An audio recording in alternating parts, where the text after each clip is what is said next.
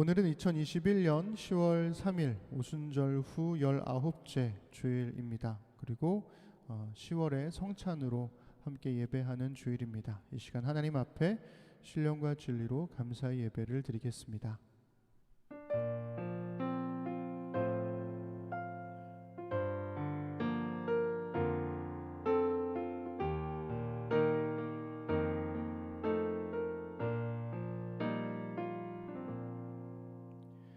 내가 나의 완전함에 행하여 싸우며 흔들리지 아니하고 여호와를 의지하여 싸우니 여호와여 나를 판단하소서. 여호와여 나를 살피시고 시험하사 내 뜻과 내 양심을 단련하소서. 아멘. 아멘. 반갑습니다. 우리 오늘도 찬양으로 하나님께 영광 돌렸으면 좋겠는데요. 네, 머리 했습니다. 우리 하도 그 영상으로 이렇게 다시 화면을 봤을 때 너무 꼬불꼬불 거려가지고 이제는 더 견딜 수는 없겠다. 그래서 머리를 좀 정돈을 했는데 모르겠습니다. 어색하네요.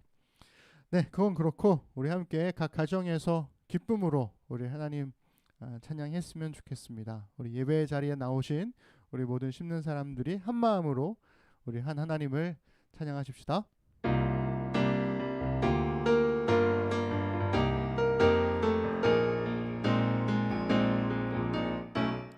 믿어요 그 약속 비전과 꿈을 주셨네. 주의 성령 흘러넘치리라. 주의 권능 보리라. 바로 지금 여기 이 장소에 믿는 백성 다 모였네. 강한 소리와 성령의 불인내 우리 여기 모일 때 난 믿네. 주님 여기에 세상 모든 것 다 변하네. 주의 성령 임할 때 난 믿네. 주님 여기에 계심을. 두세 사람 모일 때 그 믿음 모일 때 주의 응답 믿네. 그분 여기에 계시네. 믿어요 그 약속 비전과 꿈을 주셨네. 주의 성령 흘러넘치리라. 주의 권능 보리라. 바로 지금 여기 이 장소에 믿는 백성 다 모였네. 강한 소리와 성령의 불인내 우리 여기 모일 때 난 믿네. 주님 여기에 세상 모든 것 다 변하네. 주의 성령 임할 때 난 믿네. 주님 여기에 계심을. 두세 사람 모일 때 그 믿음 모일 때 주의 응답 믿네. 그분 여기에 계시네. 하늘과 땅 그 뭣도 주님 권능 아래. 주께서 우리에게 맡기신 소명은 바다도 감당 못해 별보다 더 높네. 우리의 맘에 주신 주님의 사랑 난 믿네. 주님 여기에 계심을. 모든 것 다 변하네. 주의 성령 임할 때 난 믿네. 주님 여기에 계심을. 두세 사람 모일 때 그 믿음 모일 때 주의 응답 믿네. 그분 여기에 계시네. 우리 하나님께 감사 드리겠습니다. 아멘. 네, 우리 같이 걸어가기 찬양할 건데요. 우리 아마 작년 올해 하면서 이렇게 경쾌한 찬양들 중에서 그래도 많이 불렀던 찬양이 아닐까 싶어요. 아마도 이렇게 코로나로 같이 만날 수 없는 상황에서 뭔가 우리 심는 사람들하고 같이 걷고 싶은 그런 마음이 들어서 계속 이 찬양을 찾게 되는 것 같습니다. 비록 우리가 몸은 떨어져 있으나 우리의 영혼은, 우리의 마음은 함께 걷고 주와 또 같이 걷는 그런 우리가 되기를 바랍니다. 정말 많이 보고 싶네요. 우리 가사 생각하면서 우리 비록 비대면으로 온라인이라는 장벽을 이렇게 우리가 서로 가로막고 있지만, 그것이 우리를 가로막고 있지만 하나님의 영은 그 모든 것들을 다 뛰어넘어서 우리를 하나로 묶어주실 것을 우리 믿음으로 이 찬양 우리 고백했으면 좋겠습니다. 같이 걸어가기. 같이 걸어가기, 혼자 뛰어가지 않기, 조심스레 주위를 살피며 주를 따라 걸어가기. 같이 걸어가기, 같이 걸어가기, 네 맘대로 가지 않기, 주의 뜻이 무언지 살피며 주와 함께 걸어가기. 주와 함께 주의 뜻대로 주 가신 그 길로 나 겸손히 걸어가네. 주와 함께 주의 뜻대로, 주와 함께 주의 뜻대로 주 가신 그 길로 나 겸손히 걸어가네. 주와 함께 주의 뜻대로. 같이 걸어가기, 같이 걸어 한눈 팔지 않고 가기, 한눈 팔지 않고 가기, 주의 뜻이 어디든 따르기, 주와 함께 걸어가기. 주와 함께 주의 뜻대로 주 가신 그 길로 나 겸손히 걸어가네. 주와 함께 주의 뜻대로, 주와 함께 주의 뜻대로 주 가신 그 길로 나 겸손히 걸어가네. 주와 함께 주의 뜻대로. 날 돌아보기, 날 돌아보기, 회개하기, 주의 뜻 무언지 구하기, 사랑하기, 의를 행하기, 정결한 마음으로 예배하기. 주와 함께 주의 뜻대로 주 가신 그 길로 나 겸손히 걸어가네. 주와 함께 주의 뜻대로, 주와 함께 주의 뜻대로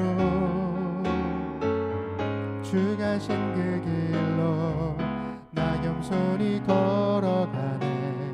주와 함께 주의 뜻대로, 주와 함께 주와 함께 주의 뜻대로, 주와 함께 주와 함께 주의 뜻대로. 주의 길로 주의 마음을 넓히소서. 주의 계명의 길로 달려가리라. 생명의 길이며 또 유일한 소망 주께로 감히 보기라. 주의 마음을 넓히소서. 나 주의 계명의 길로 달려가리라. 왕의 왕 되시며 선한 목자이신 주 곁에 거함이 보기라. 나 주와 함께 주를 위해 주를 향해 달려가리라. 이 모든 경주를 마치고 주님 뵐 그날까지 주와 함께 주를 위해 주를 향해 달려가리라. 영광에서 영광으로 주의 얼굴 마주할 그날까지. 우리 처음부터 주의 마음을 넓히소서. 주의 계명의 길로 달려가리라. 생명의 길이면 내 유일한 소망 주께로 감히 보리라. 주의 마음을 넓히소서. 나 주의 계명의 길로 달려가리라. 왕의 왕 되시며 선한 목자이신 주 곁에 거함이 복이라. 나 주와 함께 주를 위해 주를 향해 달려가리라. 이 모든 경주를 마치고 주님 뵐 그날까지. 나 주와 함께 주를 위해 주를 향해 달려가리라. 영광에서 영광으로 주의 얼굴 마주할 그날까지. 나 주와 함께 주를 위해 주를 향해 달려가리라. 경주를 마치고 주님 뵐 그날까지. 나 주와 함께 주를 위해 주를 향해 달려가리라. 영광에서 영광으로 주의 얼굴 마주할 그날까지. 우리 하나님께 감사 박수 드리겠습니다. 아멘. 네, 우리 임례라는 찬양을 우리 함께 불렀으면 좋겠습니다. 우리 지난주에 느헤미야 교회 협의회 그 기도회 할 때 예배 인도하시던 기도회 인도하시던 목사님이 이 찬양을 같이 인도해 주셨는데요. 같이 부르면서 되게 짧은 곡이지만 뭔가 되게 좋았어요. 뭐 다른 설명이 필요 없겠네요. 그래서 가사 제목, 가사의 흐름 그대로 우리가 비록 이렇게 몸은 떨어져 있지만 우리 모두 예배하는 자 되어 온전히 영과 진리로 주를 예배하자. 주가 우리와 함께 영원히 함께 하시고 마르지 않는 샘물로 우리를 채우시리라. 정말 우리 시대에 가장 열망하는 그런 기도의 제목이 아닐까라는 생각을 해봅니다. 우리 찬양 함께 우리 고백해 보시죠.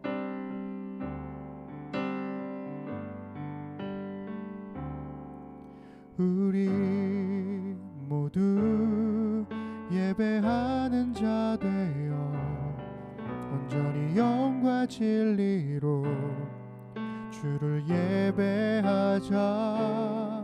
주가 우리와 함께 영원히 함께 하시고 마르지 않는 샘물로 우릴 채우시리라.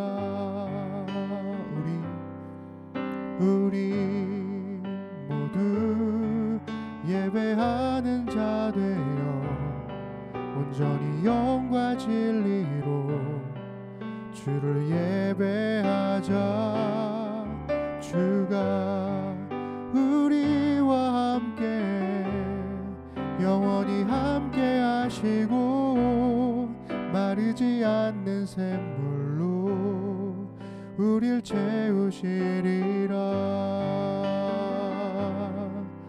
우리 모두 예배하는 자 되어 온전히 영과 진리로 주를 예배하자. 주가 우리와 함께 영원히 함께 하시고 마르지 않는 샘물로 우릴 채우시리라. 우리 모두 예배하는 자 되어 온전히 영과 진리로 주를 예배하자. 주가 우리와 함께 영원히 함께 하시고 마르지 않는 샘물로 우릴 채우시리라. 우리 모두 예배하는 자 되어 온전히 영과 진리로 주를 예배하자. 주가 우리와 함께 영원히 함께 하시고 마르지 않는 샘물로 우릴 채우시리라. 우리 모두 예배하는 자 되어 온전히 영과 진리로 주를 예배하자. 주가 우리와 함께 영원히 함께 하시고 마르지 않는 샘물로 우릴 채우시리라.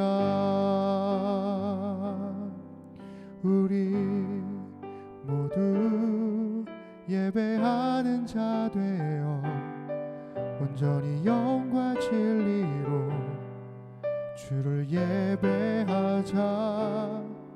주가 우리와 함께 영원히 함께 하시고 마르지 않는 샘물로 우릴 채우시리라.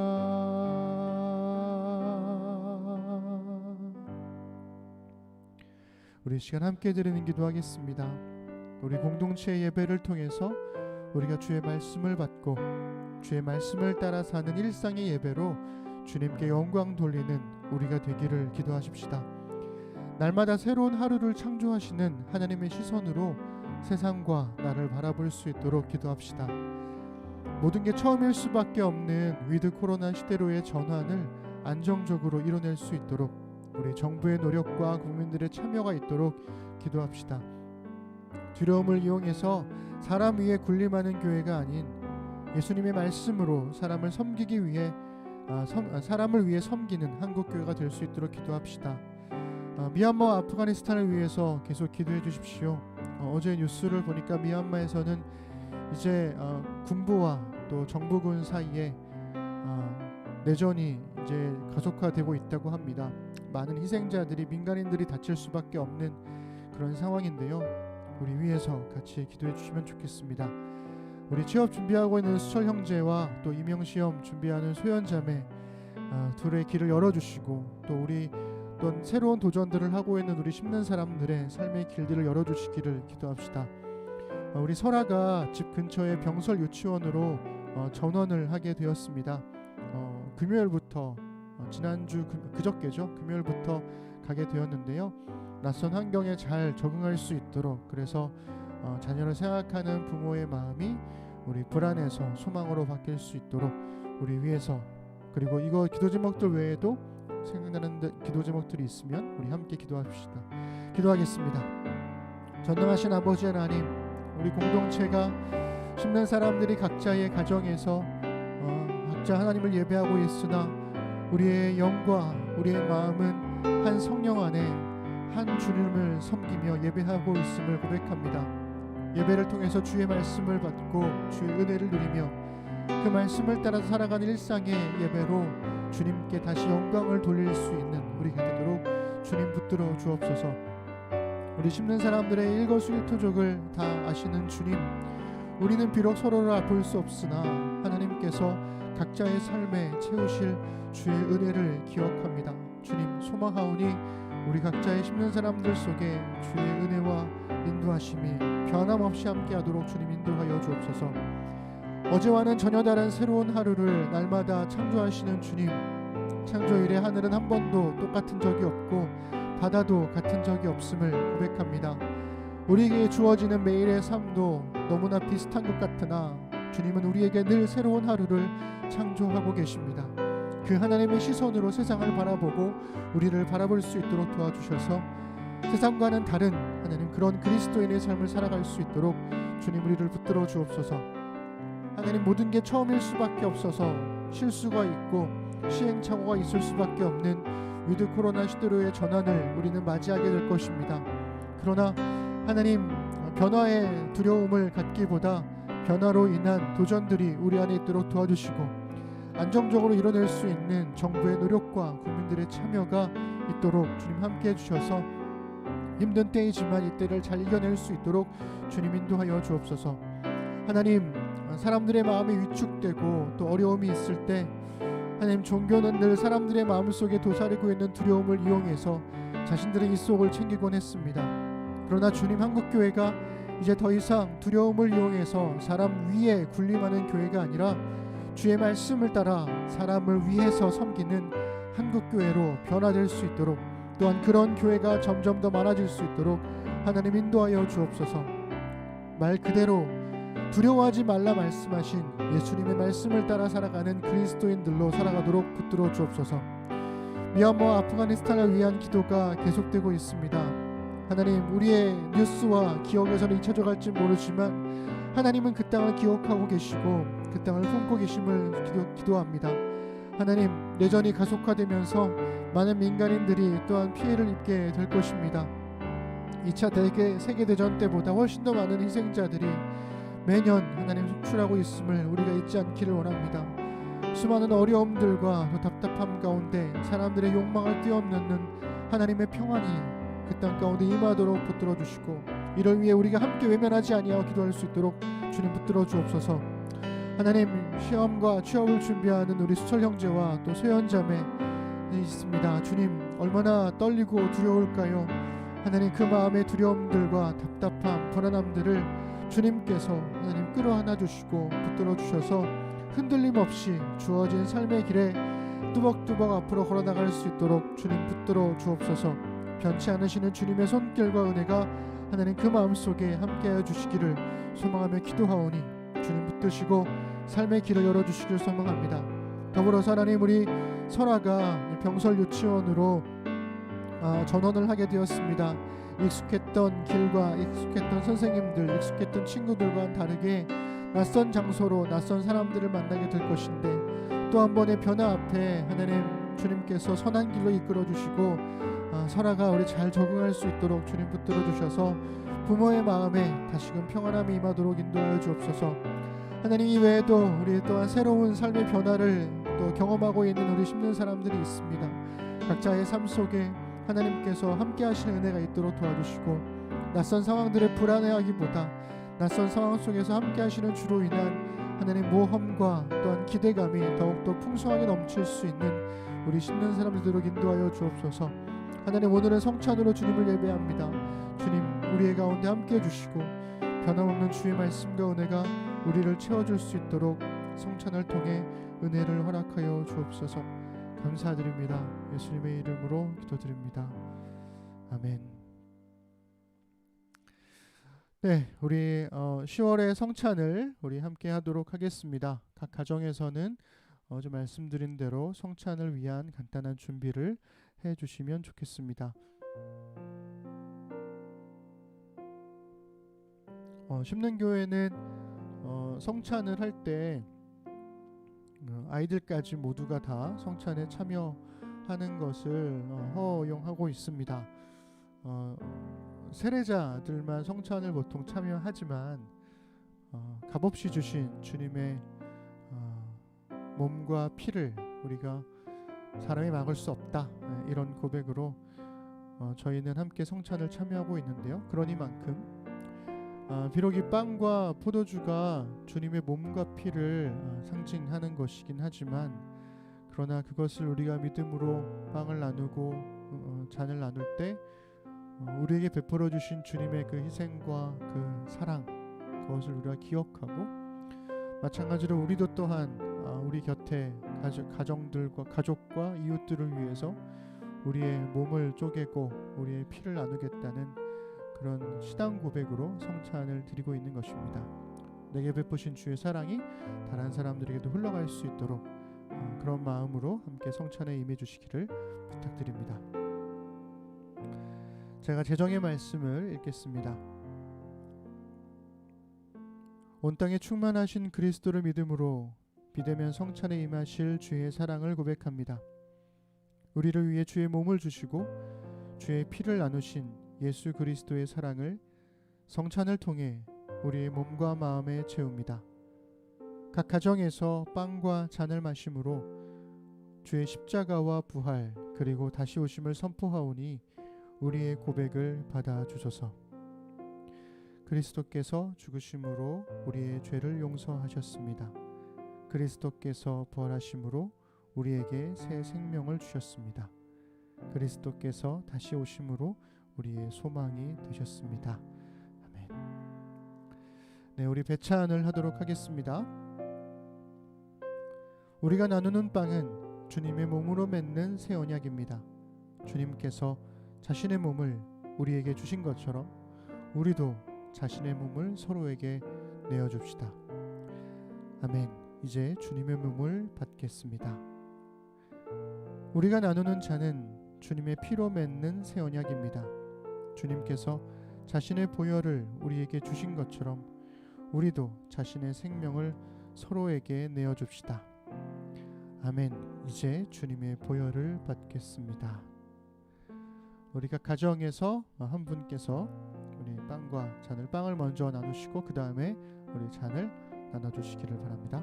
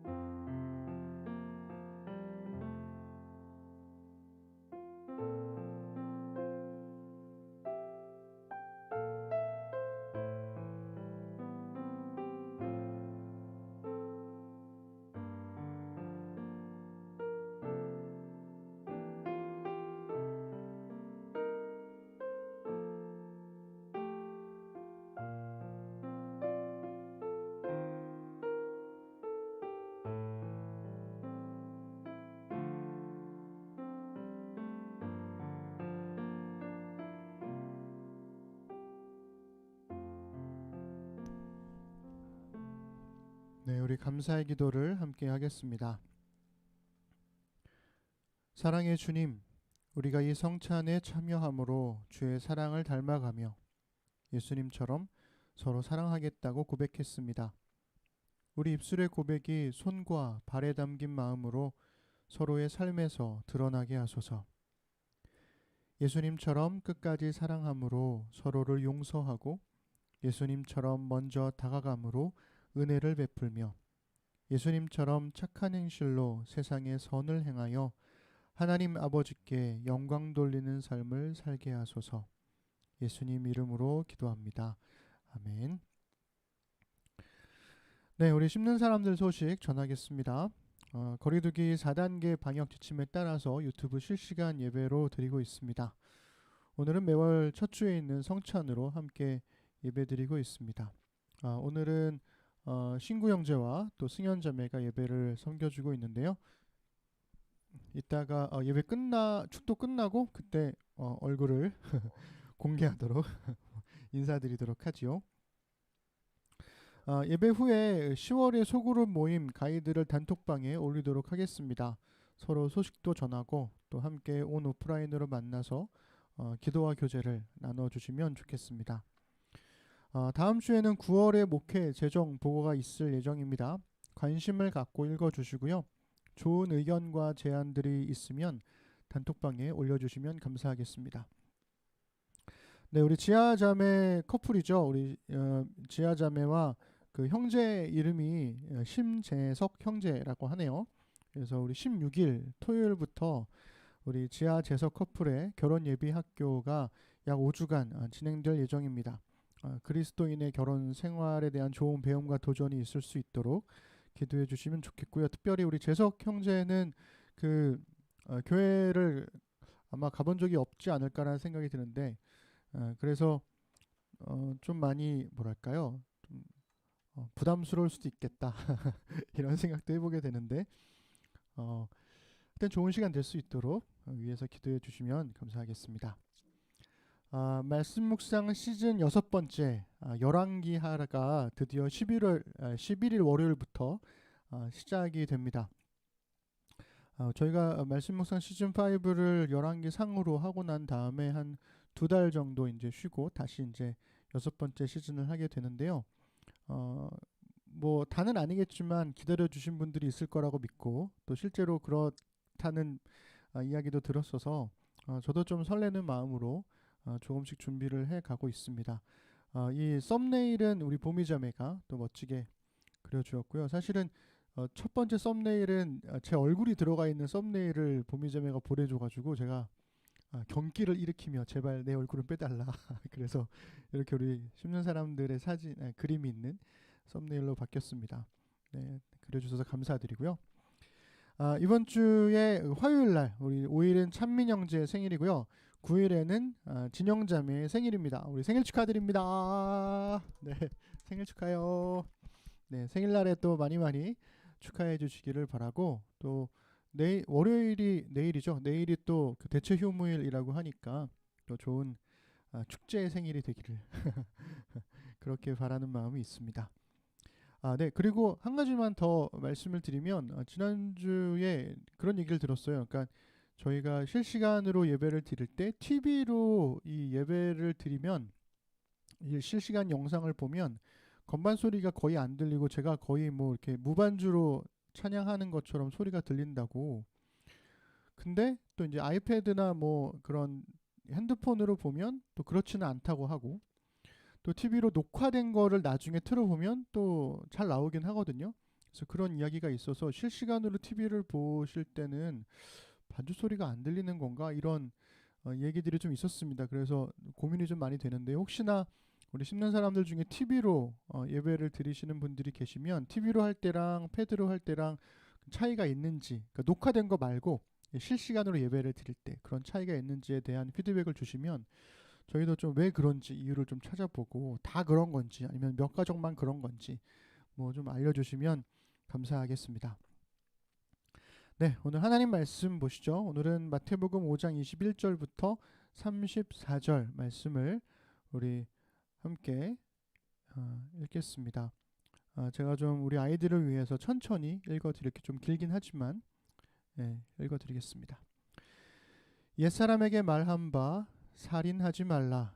누구든지 살인하면 심판을 받게 되리라 하였다는 것을 너희가 들었으나 나는 너희에게 이르노니 형제에게 노하는 자마다 심판을 받게 되고 형제를 대하여 나가라 하는 자는 공회에 잡혀가게 되고 미련한 놈이라 하는 자는 지옥불에 들어가게 되리라. 그러므로 예물을 제단에 드리려다가 거기서 내 형제에게 원망 들을 만한 일이 있는 것이 생각나거든 예물을 제단 앞에 두고 먼저 가서 형제와 화목하고 그 후에 와서 예물을 드리라. 너를 고발하는 자와 함께 길에 있을 때에 급히 사화하라. 그 고발하는 자가 너를 재판관에게 내어주고 재판관이 옥리에게 내어주어 옥에 가둘까 염려하라. 진실로 네게 이르노니 내가 한 푼이라도 남김이 없이 다 갚기 전에는 결코 거기서 나오지 못하리라. 또 간음하지 말라 하였다는 것을 너희가 들었으나 나는 너희에게 이르노니 음욕을 품고 여자를 보는 자마다 마음에 이미 간음하였느니라. 만일 내 오른눈이 너로 실족하게 하거든 내버리라. 내 백체 중 하나가 없어지고 온 몸이 지옥에 던져지지 않는 것이 유익하며 또한 만일 내 오른손이 너로 실족하게 하거든 찍어 내버리라. 내 백체 중 하나가 없어지고 온 몸이 지옥에 던져지지 않는 것이 유익하니라. 또 일러스되 누구든지 아내를 버리려거든 이혼 증서를 줄 것이라 하였으나 나는 너희에게 이르노니 누구든지 음행한 이유 없이 아내를 버리면 이는 그로 간음하게 하며 또 누구든지 버림받은 여자에게 장가드는 자도 간음함이니라. 아멘. 네, 오늘은 오순절 후 19째 주일로 사람을 위한다는 것이라는 제목으로 하나님 말씀을 함께 나누도록 하겠습니다. 네, 우리 신는 사람들 반갑습니다. 네, 한 주간도 잘 지내셨나요? 우리 아이들도 잘 있었는지 모르겠습니다. 우리 산이 또 설아 이름도 다 가온이 가을이 헷갈리네요. 이제 또 다온이 여름이 이한이 설연이 네. 우리 인원 그 아이들 인원수가 이제 전체 재정 인원의 50%를 향해 달려가고 있는 것 같습니다.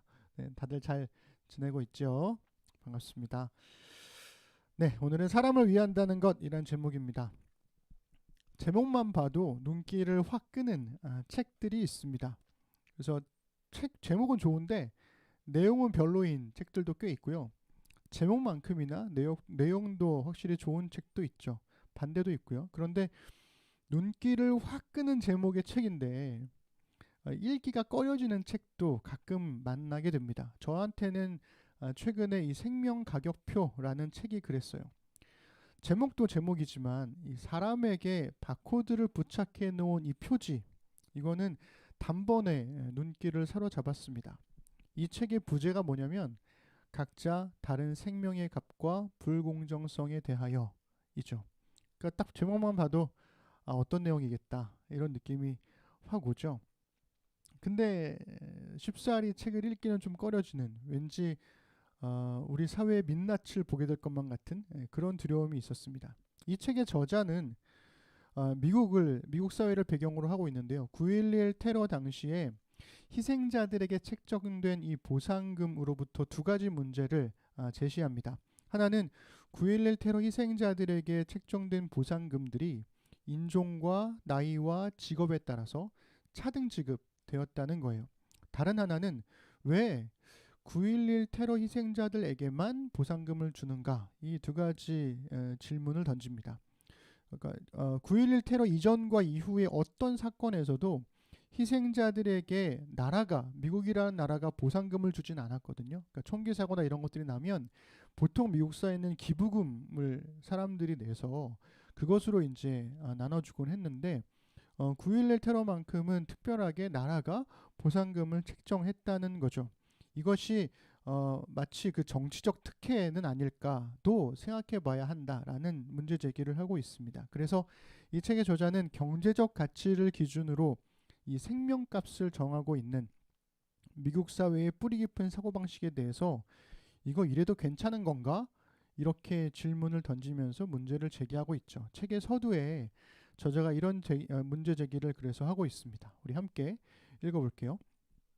생명가격표는 경제, 법, 정책, 인간의 행위에 영향을 미치며 젠더, 인종적, 민족적, 문화적 편견으로 가득 차 있다. 생명가격표는 노인보다는 청년의 생명이, 가난한 이보다는 부자의 생명이, 흑인보다는 백인의 생명이, 외국인보다는 미국인의 생명이, 낯선 이보다는 가족의 생명이 더 가치 있다고 판단하는 경우가 많다. 실제로 9.11 희생자 가족들 중에는 보상금으로 25만 달러를 받은 가족이 있는가 하면 그의 30배에 달하는 700만 달러를 받은 가족도 있었다. 이렇게 이야기하고 있죠. 아마 이 내용을 딱 보신 여러분들은 당연한 거 아니야? 라고 생각하실 수도 있고요. 인종적인 차별은 좀 심했어도 그러나 직업에 따른 차별은 있어야 되는 거 아니야? 이렇게 생각하는 분들도 있을 겁니다. 아마 사람마다 이렇게 막 깊이 생각해 본 적이 없기 때문에 좀 차이가 생길 수밖에 없는 거죠. 그래서 이 저자는 이 내용을 바탕으로 해서 미국 사회 곳곳에 뿌리내린 이 생명가격표라는 사고방식을 조목조목 파헤치고 있어요. 그래서 미국 사회를 배경으로 한 책이지만 우리나라 역시 다르지 않겠다라는 현실감 때문에 읽는 내내 사실은 마음이 좀 불편했습니다. 왜냐하면 우리가 보통 흔하게 얘기하는 게 그런 거잖아요. 모든 생명은 소중하다. 비교할 수 없는 가치가 있다. 이런 막연한 믿음을 우리는 가지고 있고 나도 그렇게 갖고 있다고 생각하는데 실제로 우리가 살아가는 현실 속에서 내가 나를 생각하고 다른 사람들을 생각하는 현실 속에서는 사실 모든 생명이 다 같은 가치를 지닌 건 아니다 라는 믿음 위에 아주 견고하게 서 있다는 것을 반박할 수가 없기 때문에 그렇습니다. 우리는 지금 예수님의 가르침이 담긴 마태복음 5장부터 7장에 있는 산상수훈을 매주 조금씩 함께 읽고 나누고 있잖아요. 예수님께서는 소금과 빛으로 살았던 예언자들의 삶으로 제자들을 초청하면서 하나님의 말씀을 이루는 더 나은 의라는 것, 그것은 율법의 단어 하나하나를 이루는 것이 아니라 율법에 담겨있는 의미를 지켜내는 것이다. 이렇게 가르치셨습니다. 그것은 계명을 지킴으로써 사람들 위에 군림하는 것이 아니라 오히려 사람을 위해서 계명을 지키는 것이다. 이렇게 우리가 말씀을 나누었습니다. 근데 그렇다면 경제적인 가치를 기준으로 해서 생명값을 매기고 있는 현대 사회에서 사람을 위한다는 것은 무엇을 뜻하는 것일까요? 우리는 예수님의 가르침을 통해서 우리가 살아가는 사회 속에서 사람을 위해 계명을 지킨다는 것에 현대적인 적용을 발견할 수 있을까? 이런 질문을 갖게 되는 거죠. 마태복음 5장 21절부터 48절은 하나님의 말씀을 이루는 삶이 어떤 것인지에 관해서 예수님의 가르치신 6가지 구체적인 예시들입니다. 이 6가지 주제, 살인, 간음, 이혼, 맹세, 보복, 증오, 이 6가지는 첫 번째와 네 번째에 주제가 시작되는 문구가 있어요. 그러니까 옛사람에게 말한 바 점점점 뭐뭐 하였다는 것을 너희가 들었으나 이것으로 시작하거든요. 첫 번째와 네 번째가. 그래서 3가지씩 두 그룹으로 묶을 수가 있습니다. 그래서 오늘은 이 두 그룹을 반으로 잘라서 오늘은 한 그룹을 앞에 1번부터 3번을 그리고 다음 주에는 4번부터 6번을 하나님 말씀을 이루는 삶의 구체적인 예시가 되는 이 첫 번째 3가지 주제를 나누어 보려고 계획을 하고 있습니다. 예수님이 예시로 든 6가지 주제는요. 그러니까 살인, 간음, 이혼, 맹세, 보복, 증오 뭐 이런 것들은 주전 1세기에서 주 2세기까지 유대교 내에서 굉장히 다양하게 논의되었던 주제였습니다. 그러니까 예를 들면 어디까지가 살인인 것인가? 어디까지가 간음일까? 살인과 간음에 대한 적절한 처벌과 그리고 보상은 무엇인가?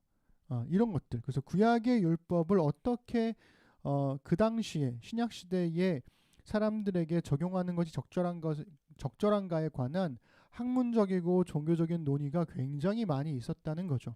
그러니까 바리새인들이 그 논의에 굉장히 깊이 관여하고 있었고요. 그래서 이 얘기는 예수님 혼자서 갑자기 등장하셔가지고 구약의 율법에 대한 새로운 해석을 제시한 것이 아니라 예수님도 율법의 현실적인 적용에 관한 당대의 학자들과의 대화 속에서 율법을 해석하셨다는 것을 우리가 알 수가 있는 겁니다. 다만 이 예수님의 율법 해석은 율법의 구체적인 적용을 펼쳐놓는 방식이 아니라, 그러니까 쉽게 말하면 이것은 살인이고 이건 살인이 아니고, 이거는 살인에 준하고 이것은 살인에 준하지 않고, 뭐 이런 식이 아니라 율법의 본질적인 의미를 드러내는 방식으로 해석하셨다는 것이죠. 그 첫 번째가 예수님은 살인하지 말라라고 하는 십계명 6번째 계명으로 시작하십니다. 우리 21절과 22절을 함께 읽어보죠. 옛사람에게 말한 바 살인하지 말라.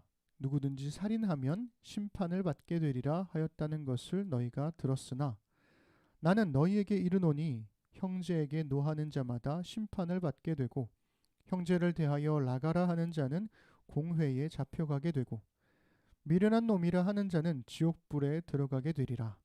아멘. 이 말씀을 함께 보시면 예수님은 율법의 계명을 지키는 것을 넘어서서 그 계명이 담고 있는 의미를 드러내고 계시죠. 여러분, 살인의 본질은 분노입니다. 그래서 살인을 하면 심판을 받는 것처럼 분노하는 것만으로도 심판을 받는다라는 거죠. 여기서 라가, 헬라어로는 라카인데요.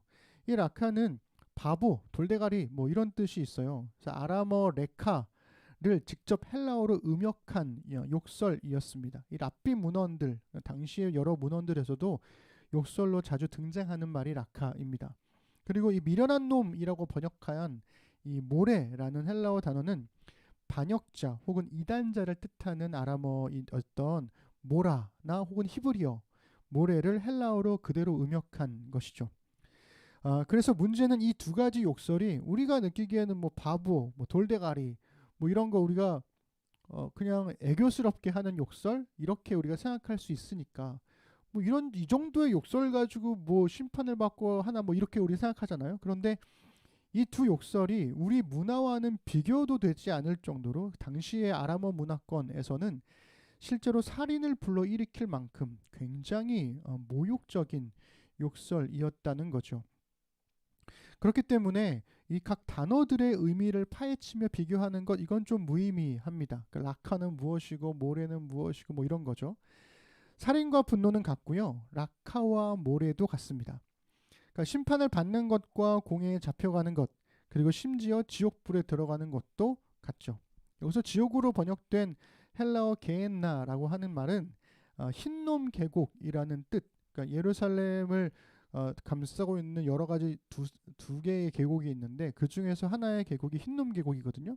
그것이 흰놈 계곡이라는 뜻의 아람어 게흰남에서 온 말인데요.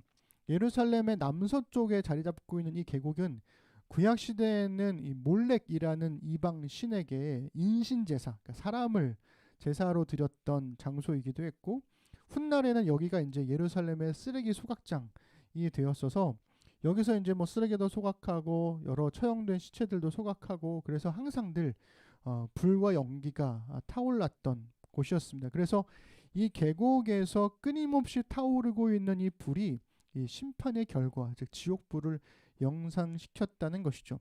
그래서 이 말씀은 비슷한 말씀을 반복해서 의미를 강조하는 평행법을 잘 보여주고 있는 거죠. 그러니까 이런 거죠.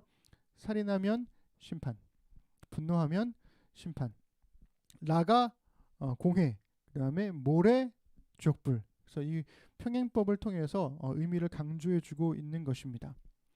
여기서 다시 예수님의 가르침이 제자들을 향하고 있다라는 것을 기억하실 필요가 있습니다.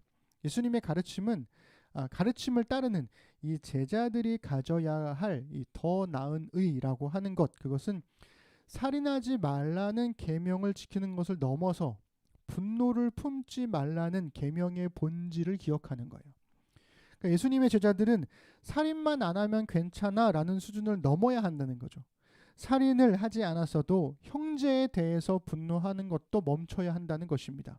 그래서 하나님께 드리는 예물보다 사람과의 화해가 먼저가 되는 거예요. 왜냐하면 계명을 안 지켰으니까 당당히 하나님께 예물을 드리는 거잖아요. 그런데 당시의 사람들은 살인을 안 했으니까 나는 예물을 드릴 만한 자격이 있어 라고 생각했다라는 거죠. 예수님은 그걸 뒤집으시는 거예요. 너희 안에 분노가 있지 않냐? 그러면 그 분노를 먼저 마무리하고 와라. 정리하고 와라. 말씀하시는 겁니다. 23절 24절 우리 이어서 읽어보겠습니다. 그러므로 예물을 제단에 드리려다가 거기서 내 형제에게 원망 들을 만한 일이 있는 것이 생각나거든 예물을 제단 앞에 두고 먼저 가서 형제와 화목하고 그 후에 와서 예물을 드리라. 아멘. 그러니까 하나님께 드리는 예물보다 사람과의 화해가 먼저라고 하는데 이 말씀을 좀 가만히 읽어보시면 형제에게 원망 들을 만한 일이 있었다고 이야기를 하잖아요. 그것은 이미 그 형제에게 모욕적인 말을 했다는 것이 문맥상 전제되어 있는 겁니다. 그러니까 형제를 모욕해 놓고도 아무 일 없었다는 듯이 예물을 드리는 것, 그것은 율법만을 지키는 것이지 율법에 담긴 의미를 지키는 것은 아니라는 거죠.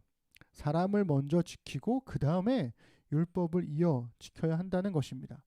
그런데 만일 누군가를 모욕해 놓고도 우리가 화해하지 않고 예물만 드리게 되면 어떻게 될까요?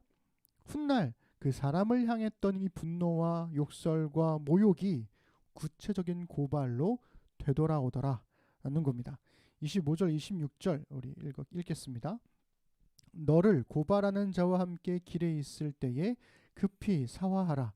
그 고발하는 자가 너를 재판관에게 내어주고 재판관이 옥리에게 내어주어 옥에 가둘까 염려하라. 진실로 내게 이르노니 내가 한 푼이라도 남김이 없이 다 갚기 전에는 결코 거기서 나오지 못하리라. 아멘. 급히 사화하라, 사과하고 화해하라 라는 뜻입니다. 그러니까 살인의 본질은 분노고 살인하지 말라라고 하는 율법의 본질은 형제를 하찮게 여기지 않고 귀하게 여기는 것입니다. 형제를 하찮게 여기는 분노가 고스란히 되돌아오기 때문이죠. 형제에 대한 분노는 태풍처럼 휘몰아치면서 공동체를 파괴할 수 있습니다. 이어서 우리 간음과 이혼이 또 연달아 나오는데요. 27절과 30절을 우리 함께 읽어보겠습니다. 또 간음하지 말라 하였다는 것을 너희가 들었으나 나는 너희에게 이르노니 음욕을 품고 여자를 보는 자마다 마음에 이미 간음하였느니라. 만일 내 오른 눈이 너로 실족하게 하거든 빼어내버리라. 내 백체 중 하나가 없어지고 온 몸이 지옥에 던져지지 않는 것이 유익하며 또한 만일 내 오른손이 너로 실족하게 하거든 찍어내버리라. 내 백체 중 하나가 없어지고 온 몸이 지옥에 던져지지 않는 것이 유익하니라. 아멘.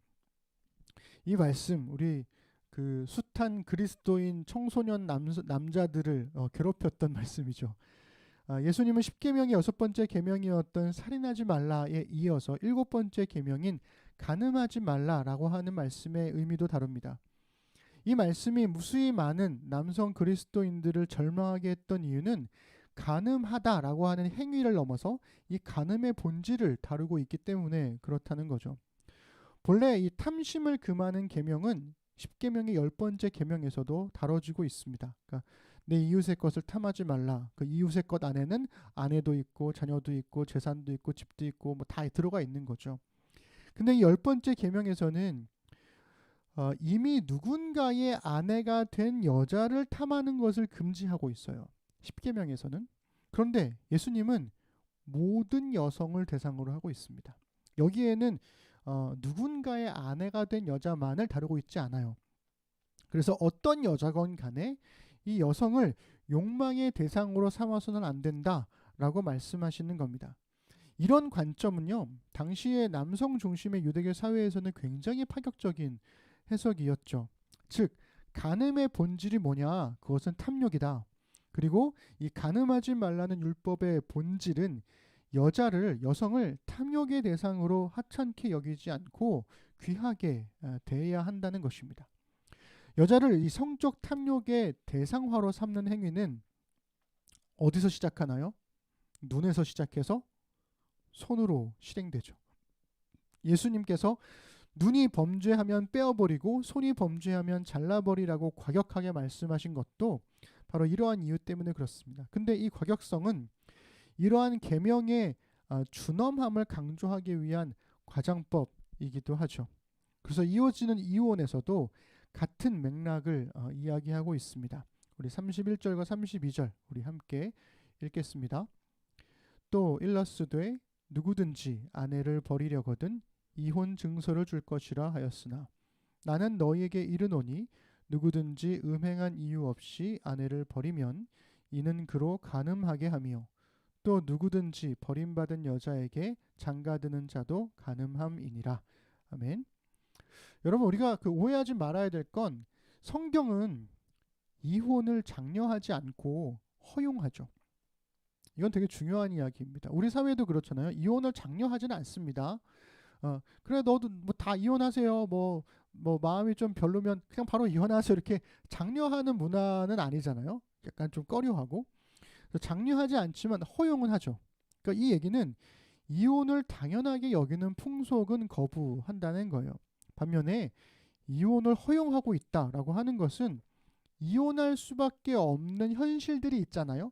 그런 현실들을 인정하고 그에 대한 현실적인 대안을 제시함으로써 공동체를 지켜낸다라는 겁니다. 그런 의미에서 모세도 이혼 증서를 허용했던 거예요. 왜냐하면 이 당시에 이혼 증서는 일종의 저는 여성의 생존권이라고 생각을 하거든요.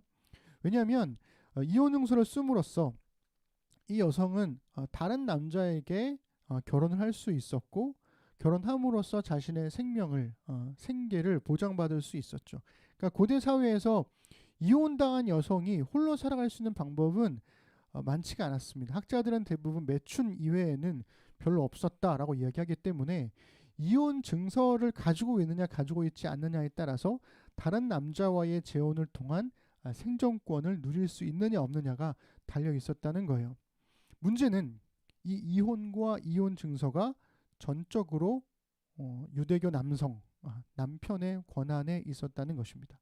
그러다 보니까 이게 모세가 생각했던 처음에 그리고 율법이 담기고 있는 처음의 의도, 여성의 생존권 보장이라고 하는 이 의도와는 다르게 시간이 흐를수록 남편 마음대로 이혼이 허용이 됐어요. 그 권리가 남발되기 시작했어요. 이혼 사유가 불분명한데도 그냥 이혼해버리고 마는 거예요. 그리고 이혼 증서가 필요하기 때문에 이 남자는 그것을 권리로 해서 여성을 더 심하게 학대할 수가 있었던 거였죠. 그러다 보니 이 피해는 온전히 여성들의 몫이었다라는 것입니다. 예수님께서는 제자들에게 음행을 제외하고는 이혼을 금지하십니다. 음행을 제외하고는. 그러니까 얘기는 뭐냐면 그 당시에 음행 이외에도 말씀드린 대로 굉장히 다양한 이유, 말도 안 되는 이유들로 이혼이 되게 횡행하고 있었다라는 것을 전제하고 있는 거죠. 그래서 음행을 제외하고 이혼을 금지하신 이유는 바로 앞에 나와 있던 간음하지 말라라고 하는 계명과 연결되기 때문이라는 거예요. 이미 결혼했던 아내가 다른 남자와 결혼하는 것, 그것을 예수님은 간음이라고 말씀하십니다. 그런데 여기서 예수님은 우리에게는 당연한 이야기지만 그 시대에는 굉장히 충격적이었을 말씀을 하세요. 그게 뭐냐면 이혼한 여자와 결혼하는 남자도 간음이라는 거예요. 여러분 이게 되게 당연한 이야기잖아요. 근데 그 당시 간음죄라고 하는 것은 남성에게는 적용되지 않는 죄였어요. 그러니까 여성에게만 적용되는 죄였는데 예수님께서 결혼하는 남자도 간음이다 라고 말씀하심으로써 당시 사람들에게 굉장히 신선한 충격을 안겨주었다는 거죠. 그래서 이 얘기의 핵심은 여성을 소유물로 삼지 않는 것을 이야기하고 있는 것입니다. 여기서 우리가 조심해야 될 게 있어요. 제가 이혼과 관련해서 더 깊은 이야기를 하지 않는 이유는 우리 시대에 이혼과 재혼한 그리스도인은 그러면 간음한 것이냐, 이것이 오늘 설교의 주제가 아니기 때문에 더 깊이 들어가진 않는 것인데 우리가 조심해야 될 것은 바로 이런 거예요. 이것을 어떻게 바라볼 것인가? 음행을 제외한 어떤 이유도 그러면 이혼 사유가 될 수 없는 것인가? 우리 시대에는 폭행이나 채무 같은 문제는 이유 사유가 될 수 없는가? 이런 등등의 현실적인 질문들을 우리 이 본문을 통해서 던지는 것들이 함정이 될 수 있다는 거예요. 왜냐하면 예수님이 말씀을 가르치셨던 시대 속에서는 이혼의 본질이 뭐였냐면, 그 당시에는 이혼의 본질은 남성의 소유욕이었어요. 이혼하지 말라는 계명의 본질은 아내를 소유물로 생각하듯 하찮게 여기지 않고 존중해야 한다라는 것을 말씀하시는 거죠. 그래서 우리 시대에 적용에 있어서도 마찬가지라는 겁니다. 어디까지 허용되는 것이냐? 이것이 바리새인의 질문이라면 사람을 존중하기 위한 결정은 무엇인가가 그리스도인의 질문이 아닐까라고 우리가 생각해 볼 수 있는 거죠. 그래서 요 함정을 조심해야 될 필요가 있을 것 같습니다. 말씀을 정리해 볼까요? 예수님 말씀하신 내용의 오늘 세 가지를 함께 이야기 나눴는데요. 이렇게 정리할 수 있겠습니다. 살인의 본질은 분노이고, 살인하지 말라는 율법의 본질은 형제를 하찮게 여기지 않는 것입니다. 간음의 본질은 탐욕이고, 간음하지 말라는 율법의 본질은 여성을 탐욕의 대상으로 하찮게 여기지 않는 것입니다. 이혼의 본질은 남성의 소유욕이고, 이혼하지 말라는 계명의 본질은 여성을 소유물로 생각하듯 하찮게 여기지 않는 것입니다. 이 내용들은 전부 다 예수님 시대에 해당되는 내용들이죠. 그러므로 요컨대 예수님께서 회복하려고 했던 율법의 본질은 사람을 하찮게 여기지 않는 것, 사람을 소중히 여기는 것이라는 거죠. 우리가 이 말씀에서 주목해야 하는 것은 예수님이 말씀하신 이 세 가지 예시에서 유대인들은 율법을 지켰다는 거예요. 살인하지 않았고요. 간음하지 않았습니다. 이혼 증서를 써 주었습니다.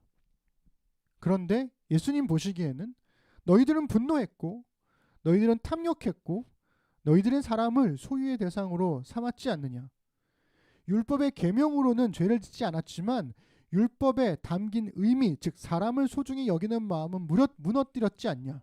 율법에 담긴 의미를 저버린 계명 지키기야말로 공동체를 파괴한다라는 겁니다. 그래서 예수님은 그저 제자들의 공동체는 달라야 한다는 것을 말하려던 게 아니에요. 이것은 제자들에게 주어진 계명 율법 가르침이지만 너희들은 달라야 한다는 것이 그 최종적인 목표가 아니었습니다. 예수님 원하셨던 것은 제자들의 공동체가 오랫동안 무너진 율법의 진정한 의미를 회복하는 삶을 살아내야, 그래야 이스라엘이 잊고 있었던 율법의 정신을 회복할 수 있었다라는 거예요. 그렇기 때문에 예수님의 가르침은 제자들에게 주어졌지만 제자들을 넘어서 이스라엘 모두를 향하고 있다는 거죠. 여러분, 우리는 분노를 품고도 이성적인 그리스도인처럼 보일 수 있습니다. 여러분, 우리는 탐욕을 품고도 경건한 그리스도인인 척 할 수 있죠. 우리는 많은 소유욕을 품고도 신실한 그리스도인처럼 보일 수 있습니다. 그러나 예수님은 우리의 분노를, 우리의 탐욕을, 우리의 소유욕을 간과하지 말라고 말씀하시는 거예요. 분노는 사람의 생명을 하찮게 여깁니다. 탐욕은 사람을 대상화하고요. 그리고 탐욕은 사람을 소유물로 보게 하죠. 예수님은 사람을 하찮게 여기는 죄를 하찮게 여기지 말아라 라고 가르치시는 거예요. 우리는 같은 하루를 일하면서도 대기업과 중소기업, 정규직과 계약직, 남자와 여자, 전문직과 비전문직의 급여 차이를 당연하게 여기고 있습니다. 그런 시대에 살고 있죠. 직업의 희소성과 가치에 따라서, 또한 얼마만큼의 이익을 가져다 줄 수 있느냐에 따라서 인센티브가 달라지죠. 그리고 혹은 그 이외에 여러 가지 다양한 이유로 이러한 차이를 우리는 굉장히 자연스럽게 받아들이고 있습니다. 그렇지만 직업과 급여의 차이가 그 사람을 차별하는 당연한 이유가 되어서는 안 된다는 거죠. 적어도 그리스도인들이라면 말입니다. 직업이 다를 수 있고 급여가 다를 수 있습니다.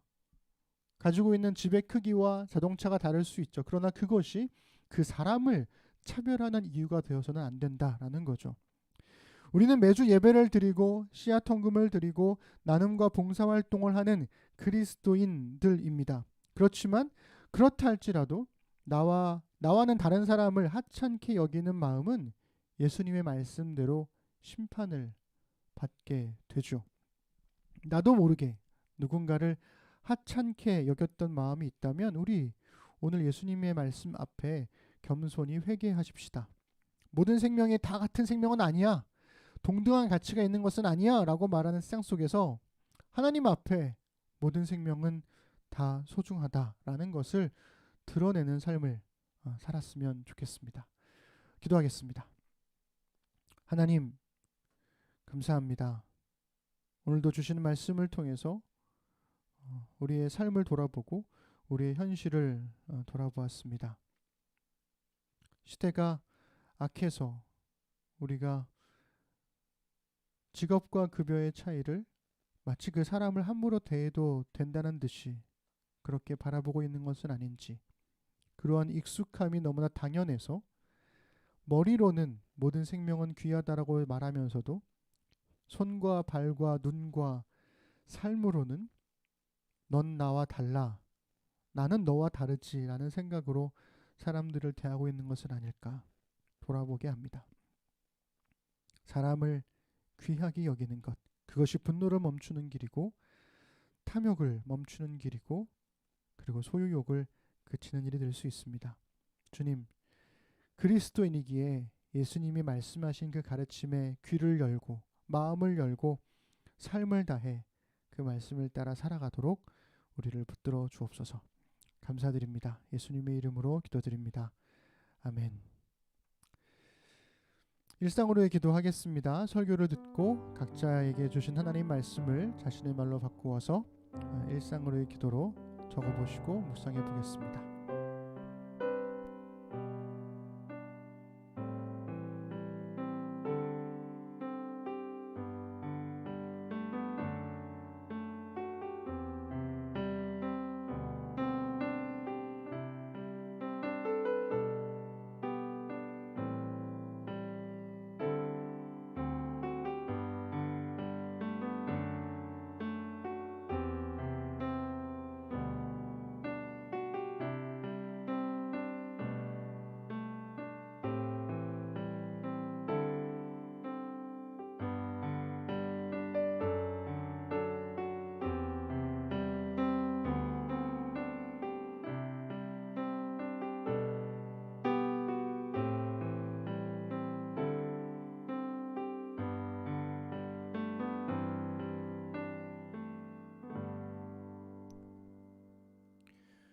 네, 우리 교회 찬양하시면서 하나님께 예물과 더불어서 우리의 신앙 고백도 이어서 드리도록 하겠습니다.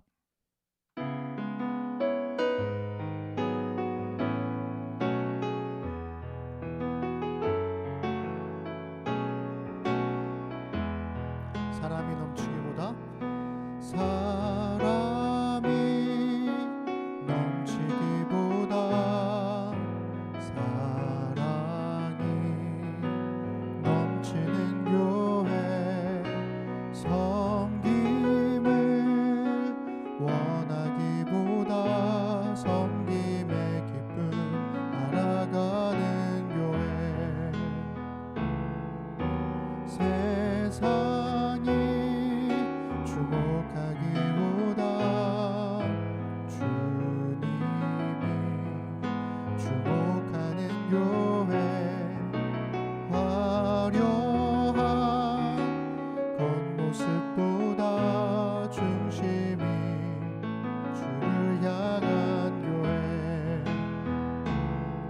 주님이 피로 사신 아름다운 교회 서로를 사랑함으로 하나 되는 교회 주님이 머리 되신 거룩한 교회 우리 함께 만들어 가요. 우리 사도신경으로 신앙 고백을 하나님께 드리겠습니다. 나는 전능하신 아버지 하나님 천지의 창조주를 믿습니다. 나는 그의 유일하신 아들 우리 주 예수 그리스도를 믿습니다. 그는 성령으로 잉태되어 동정녀 마리아에게서 나시고 본디오 빌라도에게 고난을 받아 십자가에 못 박혀 죽으시고 장사된 지 사흘 만에 죽은 자 가운데서 다시 살아나셨으며 하늘에 오르시어 전능하신 아버지 하나님 우편에 앉아 계시다가 거기로부터 살아있는 자와 죽은 자를 심판하러 오십니다. 나는 성령을 믿으며 거룩한 공교회와 성도의 교제와 죄를 용서받는 것과 몸의 부활과 영생을 믿습니다. 아멘.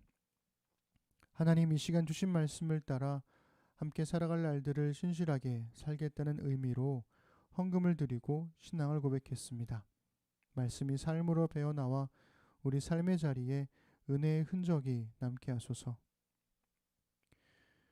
능히 너희를 보호하사 거침이 없게 하시고 너희로 그 영광 앞에 흠이 없이 기쁨으로 서게 하시리. 곧 우리 구주 홀로 하나이신 하나님께 우리 주 예수 그리스도로 말미암아 영광과 위엄과 권력과 권세가 영원 전부터 이제와 영원토록 있을지어다. 아멘.